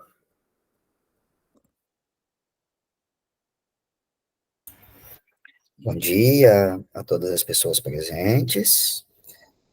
Queria agradecer novamente ao Gustavo pelo convite, ao Roju pelo convite, a Fernanda pelo compartilhamento do espaço, as demais pessoas presentes. Eu vou tentar fazer o que o Roju nos pediu, né, uma autodescrição, embora ela em si já seja um pouco difícil no meu caso, né? Então, assim, eu poderia me descrever também como um homem negro não retinto, né? Minha pele é muito parecida com a do Roju, e em vários espaços sociais eu sou lido como negro, inclusive em vários ambientes da Faculdade de Direito da FMG. embora, ao mesmo tempo, eu poderia me descrever como o famoso moreno brasileiro, para não usar a categoria pardo, que é muito utilizada, mas já muito criticada na sociologia racial brasileira, por alguém com dias de nascimento, posto que para muita gente que se considera negra, eu não sou negro, eu não posso me dizer negro, né? Esse é um dos motivos, aliás, pelos quais eu não reivindico nenhuma identidade nesse sentido, porque, objetivamente, do ponto de vista social, eu sou um sem lugar, né? Eu não sou negro para aquelas pessoas que mais reivindicam a condição da negritude, e eu não sou branco para as pessoas que querem preservar uma certa pureza da branquitude, né? Então, eu sou alguém com a pele amarronzada, né? Possivelmente de ascendência moura, né? Possivelmente minhas origens estão no período ali da ocupação, na falta de outro termo, da população moura no sul da Península Ibérica, e depois da guerra de expulsão dos mouros, deve ter ficado alguém por ali, e depois veio como imigrante pobre para o Brasil. Isso se mistura com uma ascendência também de pessoas escravizadas, tanto da parte de pai quanto da parte de mãe. Tenho bisavós escravizados de ambas as partes. E aí dá essa mistura doida que sou eu. Então, alguém com a pele amarronzada, um marrom claro, né? Com o cabelo bastante desorganizado, uma barba bastante cerrada, olhos muito cansados, né? E estou vestindo uma camisa azul, e ao fundo é possível ver uma estante com livros, um armário e uma pequena decoração no estilo de casa velha do interior de Minas Gerais, né? Uma cama com uma coxa muito colorida, uma espécie de mornal na parede, um abajur colorido. E basicamente isso, tá bom? Então, feito esse esforço de autodescrição, né, isso é todo um debate sociológico, até que ponto a autodescrição é possível ou não, né? Mas feito esse esforço, e se eu não me engano, a Alice que está aqui foi minha aluna, né? Então, a Alice, ela teve aula comigo sem ter tido essa autodescrição, né, Alice? E tá todo descrito agora, Alice. E, bom, vamos continuar então, né, Rojo? Eu queria agradecer mesmo por ter me convidado para esse momento, né? A gente conseguiu ter um diálogo muito rico ao longo da sua formação. Eu lembro de ter sido seu aluno lá no segundo período, em Pensamento Jurídico-Político Social Brasileiro, Jurídico-Político Brasileiro, e desde então a gente continua dialogando, sempre com muito respeito e admiração pelo seu trabalho. Tive a oportunidade de trabalhar mais diretamente com você durante a realização do projeto Motriz, né, que eu considero que foi extremamente bem sucedido, ainda que interpelado pela pandemia e que tenha durado pouco tempo, né, e sempre foi muito possível ver, né, aquilo que se consolida agora no TCC, né, alguém que, sem abandonar a injunção da praxis e a urgência da militância, conseguia, ao mesmo tempo, não fazer com que isso significasse uma espécie de desculpa para abrir mão do rigor teórico, né? E isso me incomoda muito, e você sabe, né, Rojo? Eu não tenho fama de ser um cara muito gentil, nem muito disposto a aceitar esse tipo de quebra do rigor, em nome da militância, exatamente porque a minha referência fundamental segue sendo Marx, né? E qualquer um que tenha se dado ao trabalho de ler a obra do Marx sabe que nunca foi abandonando o rigor que ele fundou a obra dele. Muito pelo contrário. Todas as vezes que alguém tentou banalizar ou vulgarizar a conceituação dele, ele se insurge violentamente contra isso, né, com toda a falta de paciência que o taurino Marx tinha, e reafirma, olha, não é esse o caminho. O caminho é o rigor do conceito. É somente com uma nova teoria da sociedade que a classe proletária poderá enfrentar a classe burguesa. Isso está muito claro, por exemplo, na entrevista que ele concede, ou em uma das entrevistas que ele concede, depois da Comuna de Paris. Olha, sem uma nova teoria da economia política, é muito difícil para a classe proletária seguir adiante com as tarefas revolucionárias, né? Então, nunca me convenceu e nunca vai me convencer que a militância em si pode ser uma justificativa para o abandono do rigor teórico. Queiram ou não queiram, os que se auto-reivindicam marxistas, né? Marx não o fazia, né? E aquilo, nunca é demais lembrar, né? Eu gosto muito de uma frase do Wallerstein, em um dos livrinhos mais curtos dele, de teoria social, em que ele vai dizer: é preciso lembrar, Marx dizia em vida, je ne suis pas marxiste, né? Uma frase, sobretudo em francês, essa frase está escrita por ele. Eu não sou marxista, e é preciso lembrar que isso não era apenas uma piada do Marx, é preciso levar mais a sério esse negócio, né? Então, realmente, assim, sempre me encantou em você a capacidade de articular essas duas coisas, seguir na militância, seguir na praxis, sem abandonar a necessidade de rigor teórico. E eu vejo isso muito agora no seu trabalho, tá? É um trabalho que possivelmente muita gente vai chamar de escolástico, quase, né? E eu só aceito chamar o seu de escolástico se chamar o Capital de escolástico, né? Porque é um trabalho com muita citação, com muita referência, né? Com muitos textos, com muitas passagens diretas. E, de novo, quem leu Marx sabe, esse é o método preferencial de estudo do Marx, né? Os inúmeros cadernos dele de anotação eram todos assim: citação direta, anotação. Citação direta, anotação. Esse é o método do Marx. Não é o método de Santo Tomás de Aquino, não é escolástico, é marxista isso. E eu fiquei muito feliz ao ver o seu trabalho feito dessa maneira, tá? E pude aprender muito com ele. E isso me coloca numa situação, querido, que, sobretudo depois da arguição da professora Fernanda, eu não tenho praticamente nada a dizer sobre o trabalho em si, né? Eu aprendi muito sobre Daniel Ben Said, e aprendi do jeito que eu gosto de aprender. Eu saí seguro do seu trabalho. Eu sei que você não está tirando isso do sovaco. Você disse e mostrou. Não, ó, o Ben Said pensa assim, está aqui o Ben Said falando. Ben Said pensa assado, está aqui o Ben Said falando, né? Então, não tem realmente nenhum comentário crítico, né? Como a Fernanda colocou, tem uma série de pequenas coisas ali que sempre estão presentes, né? E que eu acho que você pode eventualmente levar isso para a vida, né? Pensar, repensar, quando eventualmente for fazer uma publicação, né? Por exemplo, falta no Brasil um livrinho de introdução ao pensamento do Daniel Ben Said. Então, de repente, estender essa TCC seu em parceria com o Gustavo, fazer um livrinho de umas 100 páginas, seria uma coisa editorialmente muito importante, uma boa introdução, né? Talvez haja alguma que eu não conheço, mas assim, não há, né, Gustavo? Um livrinho de umas 100 páginas de introdução, ele está pronto no seu TCC. É só ampliar, ou sozinho, ou com o Gustavo. Acho que seria uma contribuição importantíssima do ponto de vista teórico e do ponto de vista prático, sem jamais separar as duas coisas, né? Então, não tem mesmo consideração nenhuma quanto ao que está aqui. Meus parabéns, é o tipo do trabalho que eu acho que precisa ser feito, e se ele tivesse mais 50 páginas, ele estaria parando em pé como uma dissertação. Muito bem construído, muito rigorosamente estabelecido, tá?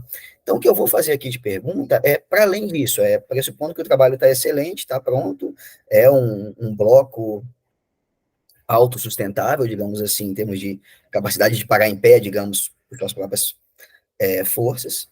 Eu tenho algumas questões que é isso, partem da qualidade do trabalho, não dizem respeito ao que está posto como trabalho, né? E são basicamente duas questões, sabe, hoje. A primeira delas é a seguinte, e elas são articuladas.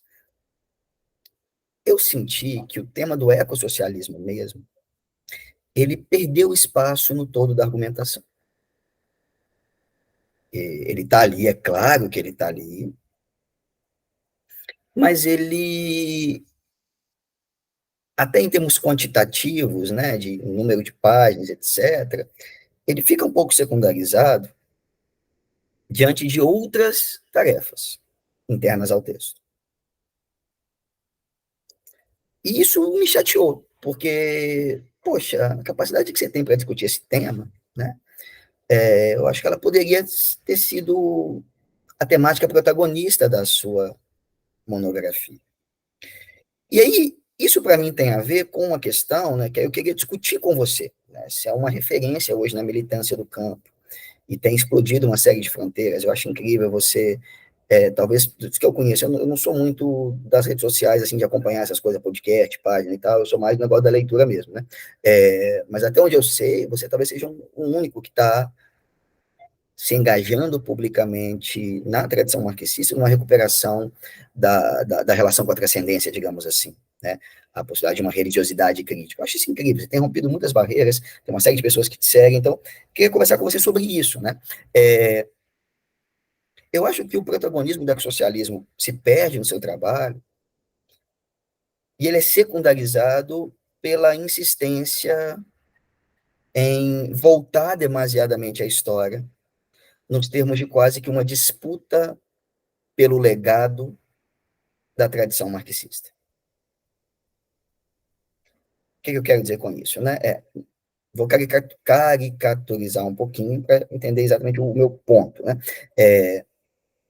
O trabalho se preocupa mais em ser trotskista, anti-stalinista, do que ecossocialista. De novo, para um TCC está perfeito, né? Minha nota para você, minha sugestão vai ser 100, eu acho que não tem nada ali em termos de TCC que pudesse ser feito, né? Para além das questões que a Fernanda comentou e tal, mas para mim elas não desmerecem um 100, então a Fernanda parece estar concordando também, né? Mas cara, esse me parece um modus operandi de boa parte da tradição que reivindica ainda hoje o marxismo. A minha sensação, às vezes, é que a tradição, na sua pluralidade interna, está paradoxalmente marcada por um patos, uma afetação burguesa de disputar a herança, sabe? E digo com essa formulação para ser provocativo mesmo, ou seja, às vezes parece que é mais importante dizer quem foi mais coerente na interpretação do Marx do que em oferecer interpretações mais adequadas sobre a crítica do tempo presente. Eu fico imaginando, né? Marx construiu o que ele construiu lendo socialistas utópicos dos quais ele discordava, lendo Hegel, do qual ele discordava, lendo os economistas políticos britânicos dos quais ele discordava. E hoje o marxismo se preocupa muito mais em ler seu próprio rosto do que em dialogar criticamente com outras tradições teóricas e com o mundo presente. Isso, para mim, é um problema. Não por acaso, o máximo que eu consigo de título é de marxista renegado, né? Nenhuma escola marxista me reconhece como tal, ainda que eu tenha uma tese de doutorado premiada nacionalmente, que diz expressamente nas primeiras páginas, esse é um trabalho marxista, ainda que eu tenha ido me formar em economia por causa do marxismo, né? Ainda que eu vá começar agora, né? Daqui a pouco eu vou publicar isso, mas assim, eu vou começar um doutorado em economia política, exatamente resgatando a tradição crítico-periférica de economia política marxista, né? Apesar de tudo isso, né? O máximo que eu consigo é o título de marxista renegado, que todo mundo rejeita. Por quê? Porque eu não estou minimamente preocupado com essa raça de, olha, eu quero o meu pedaço aqui da herança, né? Eu quero entrar também com meu nome no inventário e quero dizer que eu sou o filho mais querido, inclusive, e que mais entendeu meu pai, né? Então, isso para mim me parece um problema do campo. Um apego excessivo à necessidade de sempre retornar, dizer, eu sou marxista stalinista, eu sou marxista trotskista, eu sou marxista lucasiano, eu sou marxista gramsciano, eu sou marxista rosa luxemburguense. E aí você vai, não, porque esse aqui tá errado, aquele tá errado, esse outro tá errado, esse aqui tá certo e tal. Quando você vê, você já se perdeu em um trabalho de defesa do passado. E o presente mesmo veio muito pouco diante de nós. De novo, eu não acho que seu trabalho faz isso por completo. Aparece a discussão socialista.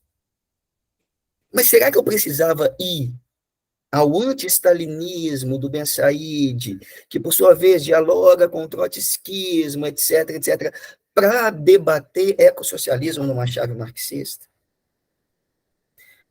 É claro que, assim, se você tivesse me trazido um trabalho, eu quero só resgatar a leitura anti-stalinista do Ben Said, um trabalho de história da tradição teórica marxista. Essa minha crítica não faria sentido. Não, é um trabalho de história, tá ok. Como trabalho de história, tá perfeito. Mas parece que não, parece que a sua questão não é essa, né? E nunca pode ser, para quem se reivindica marxista, quem põe o problema é o presente. Eu volto à história por causa do presente. Benjamin entendeu isso mais do que ninguém, né? É um relâmpago que estala no presente e que forma uma constelação do passado e dá sentido à história para mim. Mas aí eu vou voltar ao passado para falar do presente. Então eu quero falar do presente, eu quero discutir o socialismo, quero discutir o legado crítico revolucionário marxista nessa chave. Não, mas para isso eu preciso voltar a falar da Revolução Russa, criticar o Stalin, xingar o Stalin, falar muito mal do Stalin, falar muito bem do Trotsky, via Ben Said, via Mandel, via todo mundo que falou bem do Trotsky, falou mal do Stalin, e aí não deu mais tempo do ecossocialismo. Então, o problema concreto do mundo ficou para depois. Então, quando você decide, não, eu quero também, e para mim o ecossocialismo é fundamental de ser pensado, mas eu vou fazer isso por meio de uma certa história que retoma de novo esse legado todo, insiste de novo em muito mais marcar posição, me parece, às vezes. Mas marcar posição quanto ao passado, não quanto ao presente. Parece que às vezes é mais importante dizer que você é marxista, trotskista, da Quarta Internacional, de interpretação, sobretudo, bensaidiana, loviniana, refratada perifericamente no Brasil pela interpretação machadiana do Gustavo. Aí, depois de remarcar toda essa coisa, eu sou isso, marquei minha posição. Agora eu consigo falar sobre o problema concreto, que é o processo. Putz, não dá tempo mais, acabou o TCC. Então, é uma conversa, eu queria te ouvir sobre isso. Eu posso estar totalmente enganado, possivelmente eu estou, né? Já que, como eu disse, o máximo que eu sou é um artista renegado, né? Mas nesses aspectos todos, meu referencial é o Darcy Ribeiro, né? Perdi todas, mas odiaria estar do lado de quem venceu. Mas não é isso muito campo, às vezes. A gente não está demasiado preso na armadilha do passado. Quando ou a gente desenvolve uma maior capacidade de imaginação de futuro, ou como a Fernanda colocou, como você coloca, como você sempre lembra, falta muito pouco tempo para a gente conseguir dar um jeito nesse trem descarrilhado que segue em direção ao abismo. O campo da tradição crítica marxista, ao contrário do Marx, é sempre preciso existir isso, né? Não está demasiado preso na constelação impassível de desarticulação entre presente, passado e futuro. É claro que essas coisas nunca se separam. Mas nessa constelação temporal impassível de ser desarticulada entre presente, passado e futuro, a tradição não permanece demasiado atada ao passado e preocupada com uma reivindicação de sentido de passado, quando a tarefa mais urgente é pensar o tempo presente, imaginar o tempo futuro. Isso, de alguma maneira, não vem refletido no seu trabalho com toda a qualidade que ele tem. Não é ainda um trabalho que nos fala muito mais sobre passado do que sobre presente e futuro. Queria te ouvir fundamentalmente sobre isso, tá? E fica muito à vontade, né? Acho que você tem essa liberdade comigo para dizer que você não concorda, que eu estou totalmente errado. Mas, como eu não tenho mais nada para falar do seu trabalho, achei que essa pudesse ser uma ocasião para discutir isso. Não tem mais nada para falar do trabalho e, ao mesmo tempo, tem em você alguém que articula, como eu disse no início, muito bem, ambos os papéis, de militante e de intelectual. Nesse papel, o que você pensa de tudo isso que eu falei? Basicamente isso, querido. Parabéns mais uma vez. Vejo um futuro muito bonito no seu caminho e que eu puder contribuir para além daqui com isso, estou sempre à disposição.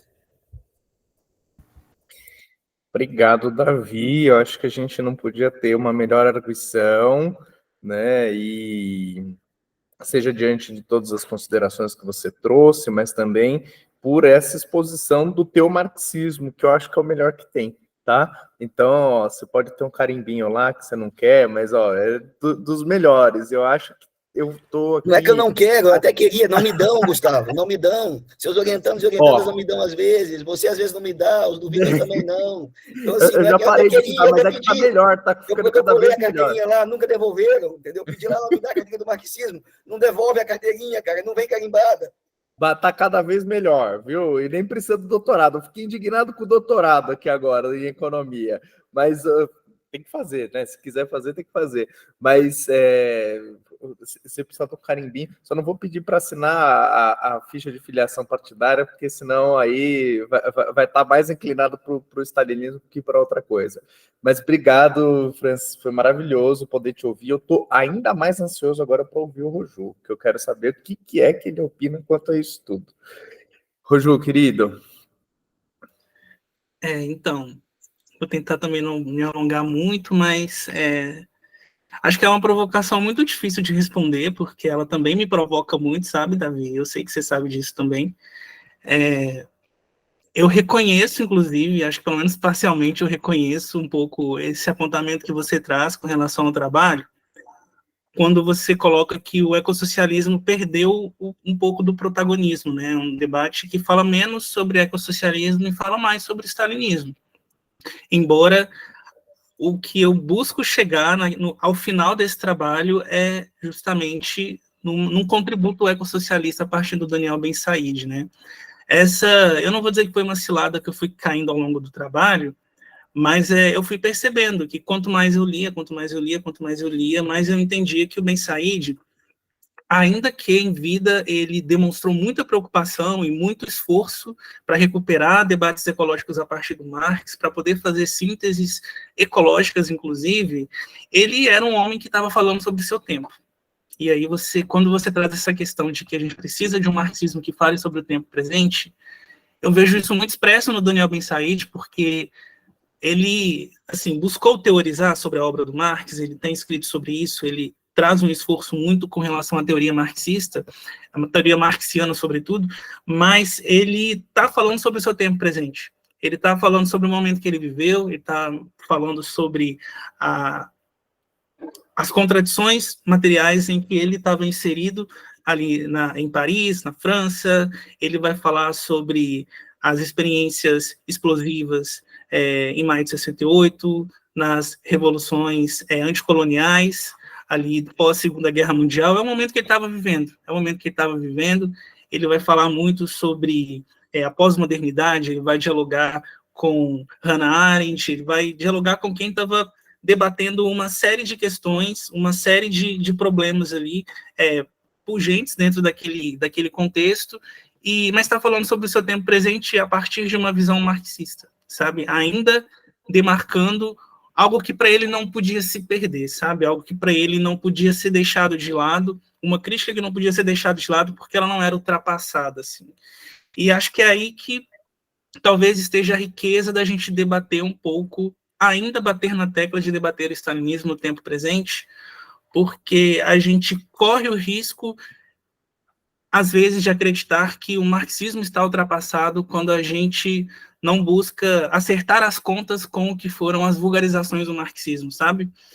E eu tenho muito essa preocupação, assim, do quanto que hoje em dia nós temos amplos setores que reivindicam o marxismo na atualidade, que quando vai reivindicar o marxismo, reivindicam uma expressão marxista extremamente autoritária, uma expressão marxista extremamente estética, extremamente masculinista, até conservadora, e que carrega muitas características que a gente já viu acontecer em experiências como foi na União Soviética, em outras experiências que reivindicaram uma disciplina extremamente verticalizada, e que a gente não teve o acerto de contas necessário, e talvez não para ficar demarcando posição sobre quem estava certo, quem estava errado, quem é o melhor autoproclamado marxista hoje em dia, mas para a gente conseguir construir alternativas para o nosso presente que consigam responder às questões que a gente vive, responder às necessidades, responder à emergência climática,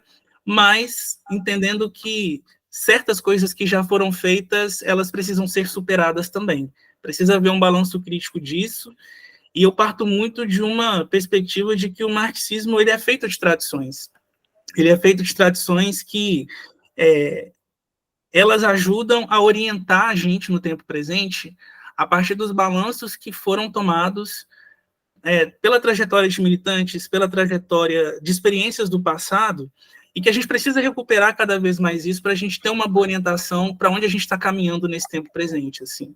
E quando eu vou pensar no ecossocialismo hoje como essa alternativa civilizacional, uma alternativa para construir um outro paradigma global até, para a gente pensar uma sociedade que caiba várias sociedades, vários mundos, eu não consigo pensar um ecossocialismo que não supere as deformidades da burocratização dentro do movimento marxista.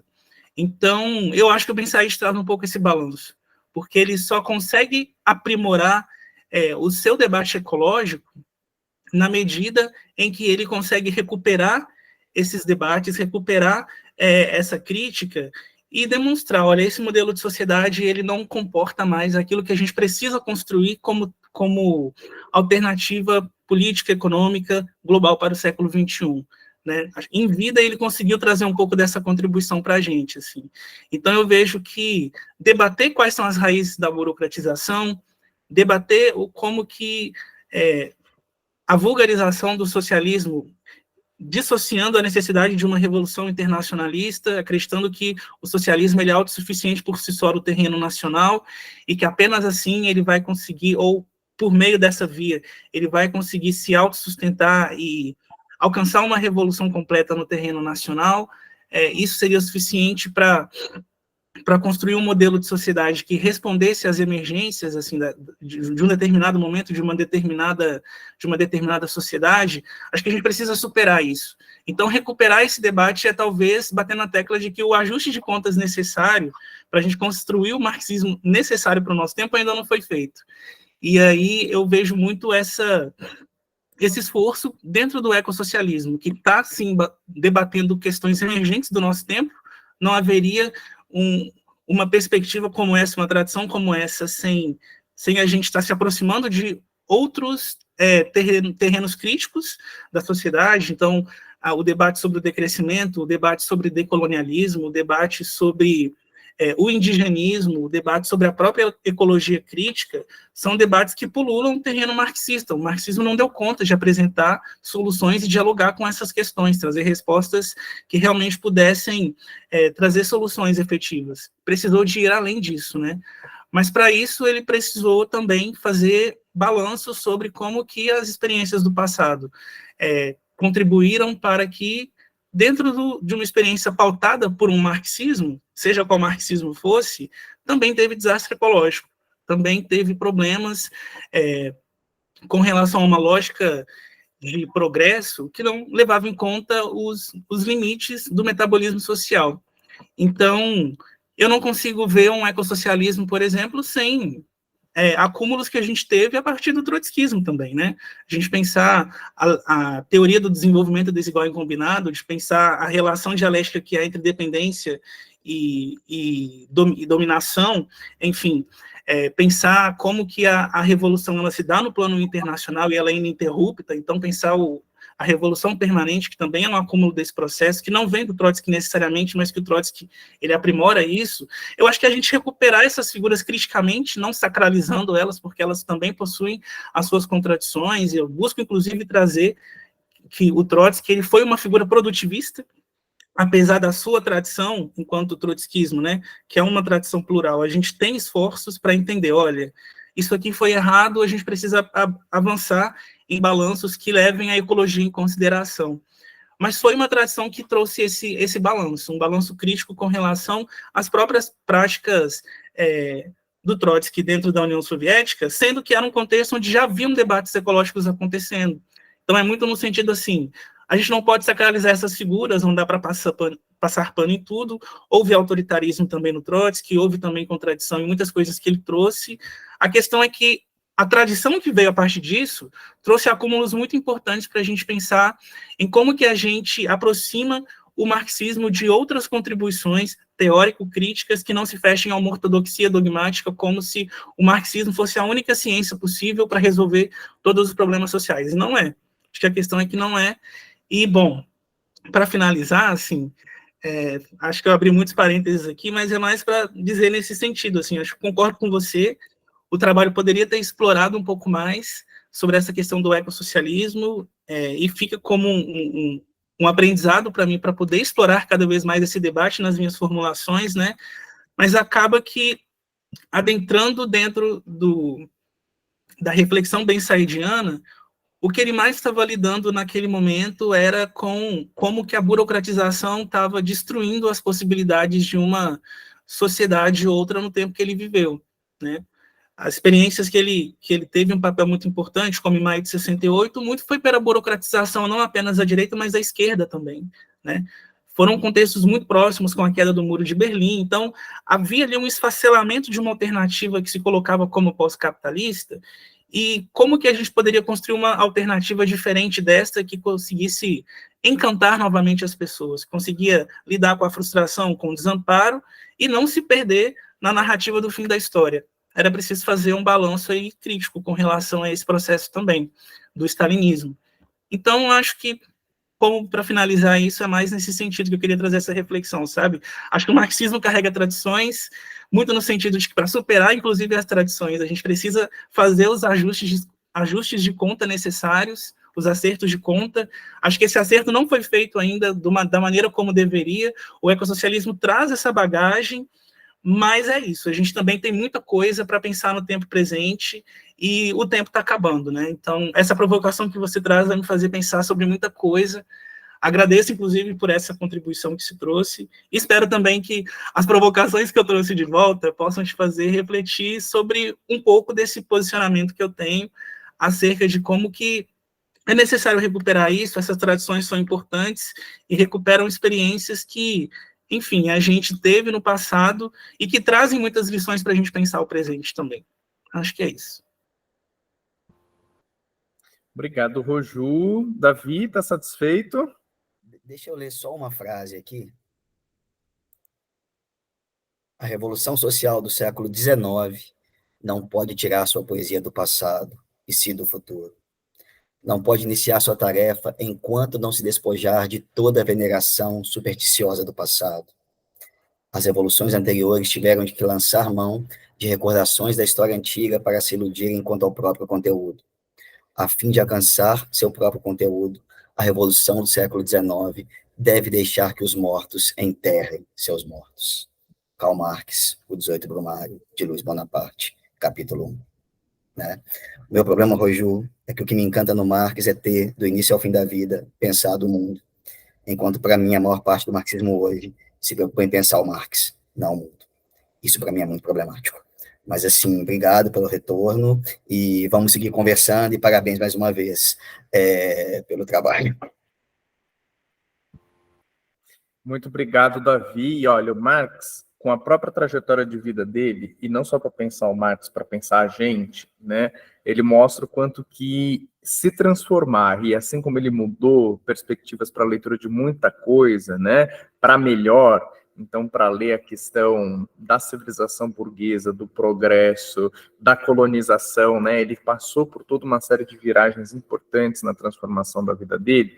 Ele coloca aqui que a gente, inclusive no nosso próprio marxismo, vai melhorando. E eu acho que o Davi fecha aqui a arguição dele também, mostrando quanto o marxismo do Davi vai cada vez melhorando aqui, né? Está cada vez mais maravilhoso. E eu percebam o movimento da fala do Gustavo de tentar me elogiar me criticando. Né? Tipo assim, olha, está até melhorando esse marxismo. É disso que eu estou falando, meu povo. É disso, entendeu?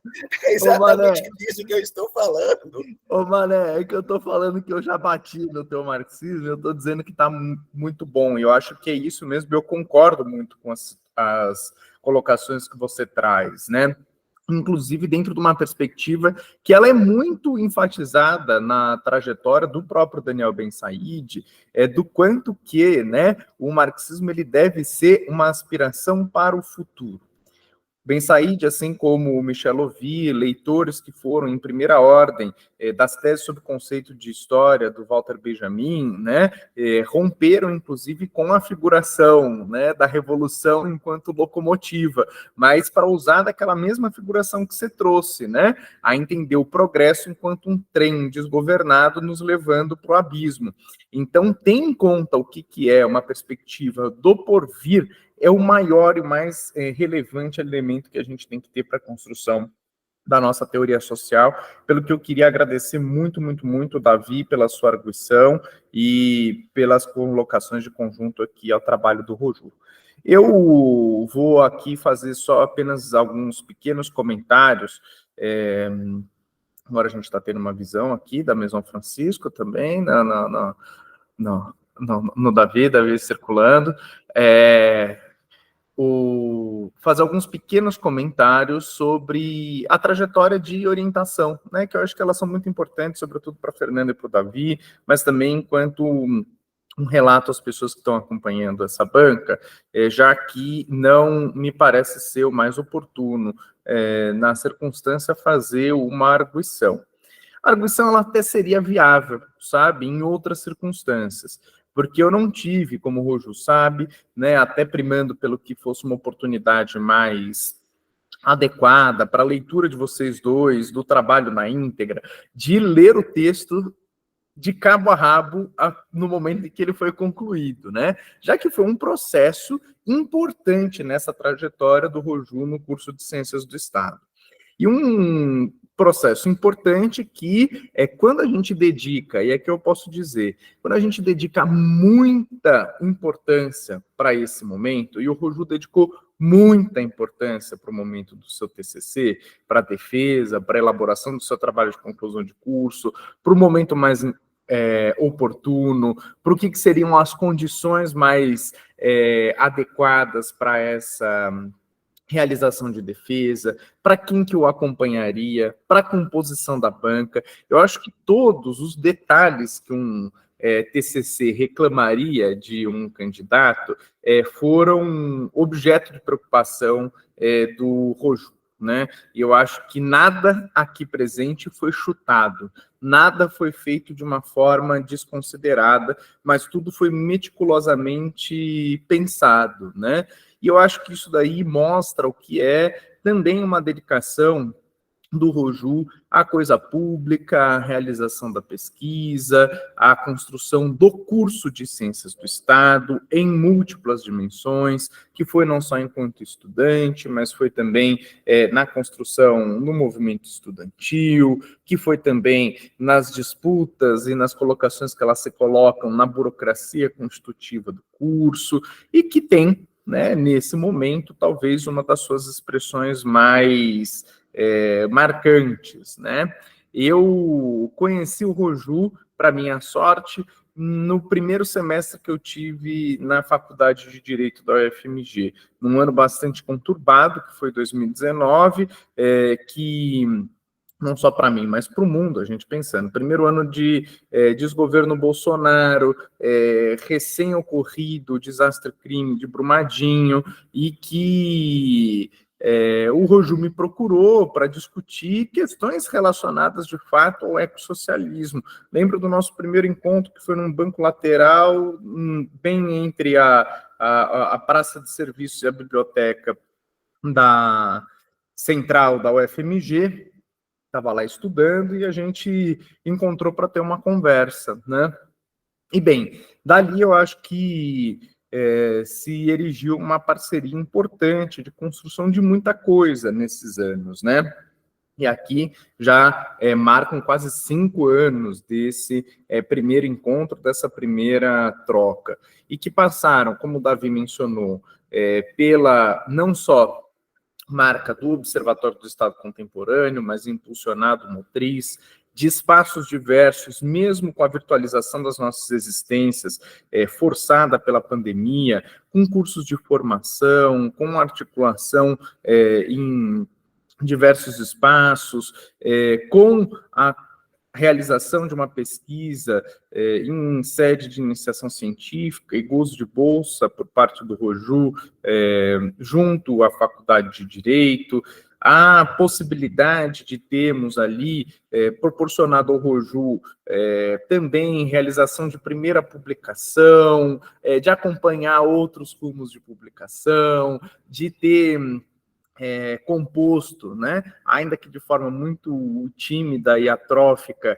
as iniciativas tão importantes de comunicação popular e política que ele vem impulsionando, né, sendo ali meio sabatinado para tratar da questão do trotskismo enquanto tal, né, em formular questões importantes em espaços de sala de aula, afetas à revolução na contemporaneidade e a perspectiva ecossocialista, entre outras tantas questões que nos colocaram nesse lugar comum de trabalho e preocupação com o mundo, e que hoje, volto a dizer, se materializam nesse trabalho de conclusão de curso.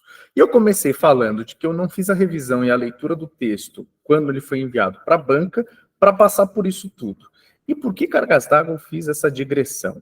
Para dizer que, né, ter aqui a resposta da banca diante de um trabalho que eu No momento do seu envio, que, claro, obviamente, logo depois pude fazer essa leitura. E a gente, bem, no assoberbar das coisas, nesse grau de preocupação importante que o Roju projetou ao trabalho, que não foi um trabalho, volto a dizer, chutado, foi um trabalho muito meticuloso, um trabalho muito pensado, né, debatido na sua montagem, no que seria a mobilização dos textos, nas suas referências, a nutrir algo que é pouco comum no que é a relação estabelecida entre orientandos e orientandas e orientadores e orientadoras, que é a questão de confiança. E eu posso dizer para vocês que eu fui na confiança completa no que seria o trabalho do Roju naquela circunstância.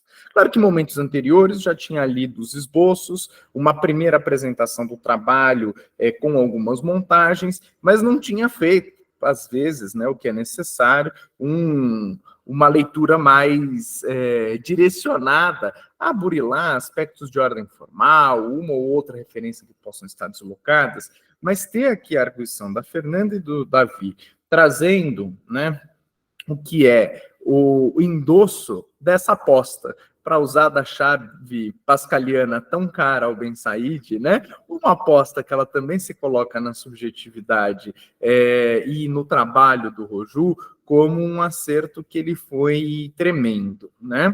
Eu tenho acordo em muitas das questões aqui que elas foram colocadas, inclusive em posicionamentos críticos por parte da banca.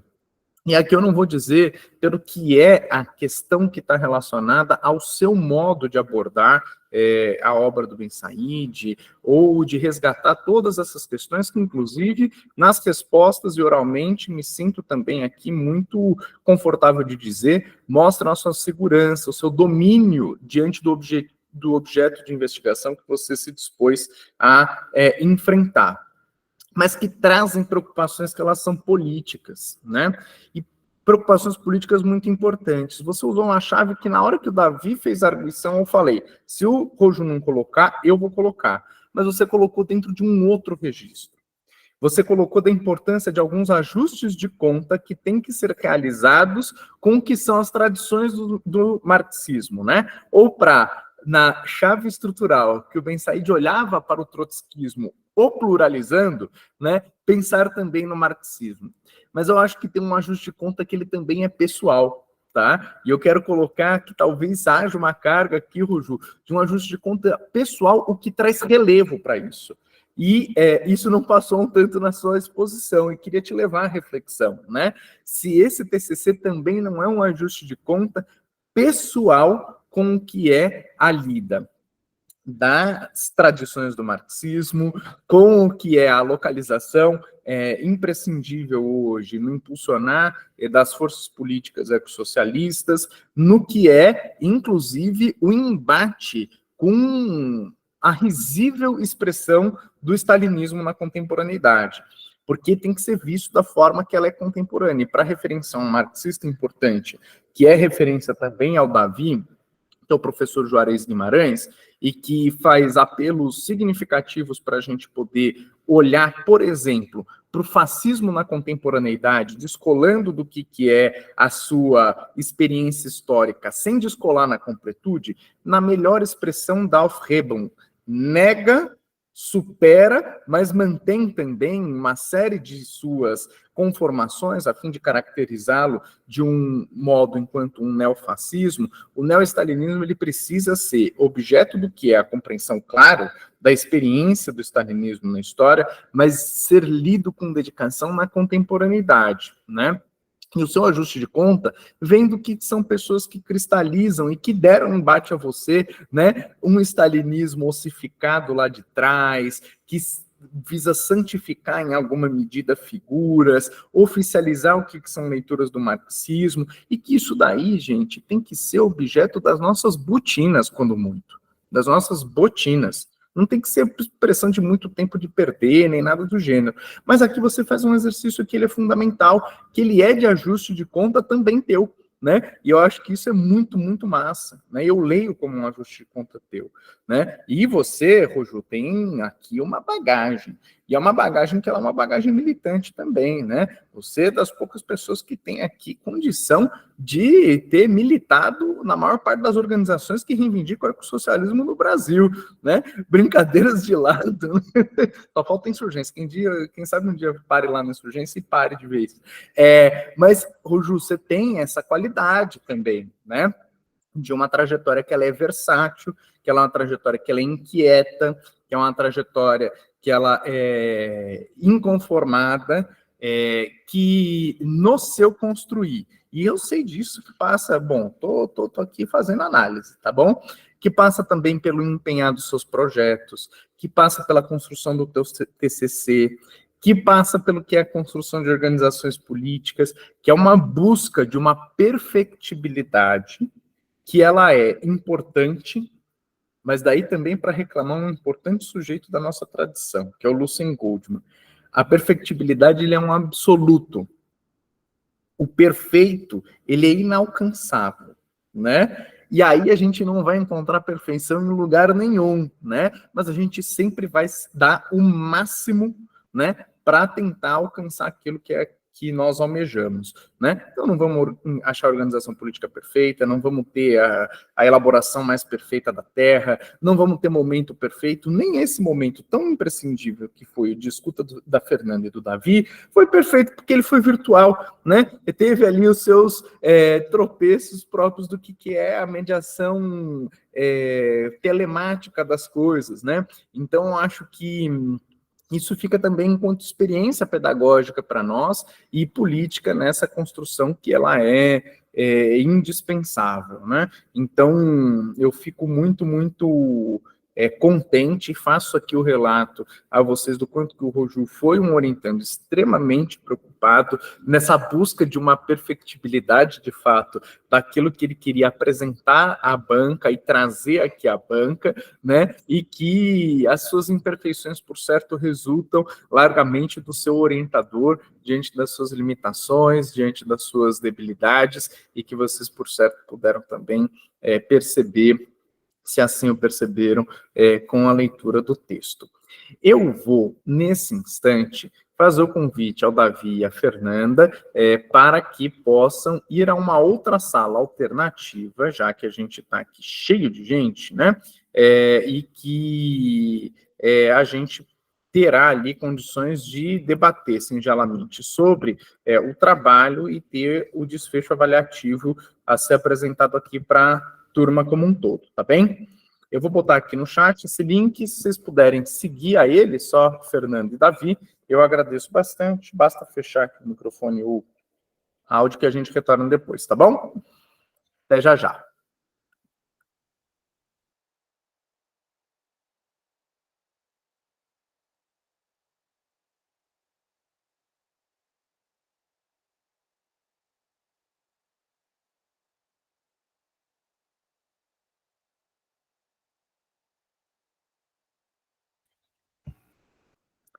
Bom, acho que todo mundo de volta aqui agora. Bem, nós, enquanto banca, nos reunimos, né, nesses últimos minutos, Roju, para poder discutir sobre o seu trabalho, e a partir do que foram as arguições, a partir do que foi também esse meu relato de orientação, entendendo que esse trabalho tem um potencial enorme, inclusive pensando perspectivas de retrabalhá-lo, levá-lo a construções para fins de publicação, entendendo o que foi o teu empenho também na construção desse texto, no estudo das formulações do Ben Said, a importância do tema, sem desconsiderar cada um dos elementos ali importantes, né, que estão relacionados, inclusive diante do que você proporcionou à banca, né, subindo um pouco o sarrafo para que pudessem ter críticas, considerações, apontamentos, né, a esse seu trabalho de conclusão de curso. ter, né, a deliberação unânime da aprovação do teu TCC com nota máxima 100. Então, te dá os meus imensos parabéns, uma salva de palmas virtual, infelizmente, sem que eu possa estar te abraçando nesse instante, dizer que para mim foi um prazer, uma honra, e ter, né, um trabalho orientado dessa envergadura e por uma pessoa tão comprometida, tão engajada, tão disciplinada, é algo que só me enche, né, de bons sentimentos, né, ter você aí enquanto um companheiro de partilha, de reflexões conjuntas, é algo que foi, a mim, fundamental nessa última meia década, que aí a gente botando dentro desses marcos, parece que é tempo mesmo, né, que passou. Queria aqui agradecer imensamente, novamente, ao Davi e à Fernanda, pela participação, pela arguição e leitura atenta ao seu trabalho, né? Ao reconhecimento também dessa sua trajetória, e que bem, tenho certeza que novos e imensos passos virão, né? Que esse é só um momento, né, solene, um momento que ele é de passagem e que na dialética também tão cara ao Ben Said, entre processos e eventos, né, marca muito bem o que é esse meu dia 14 também, né, um presentão. Foi um presentão para mim poder ver a tua apresentação, curtir aqui o que foi a assimilação pela banca e ter esse resultado como desfecho. Meus parabéns, querido.